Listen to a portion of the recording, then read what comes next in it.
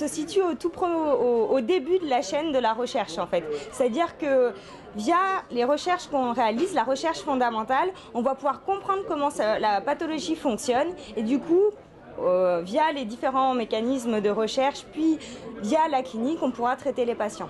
On essaye de comprendre les mécanismes de résistance à l'imatinib, donc le traitement dans la leucémie myéloïde chronique. Donc pour ce faire, on récupère des cellules de patients qu'on étudie afin de comprendre pourquoi ces cellules et ces patients deviennent résistants au traitement.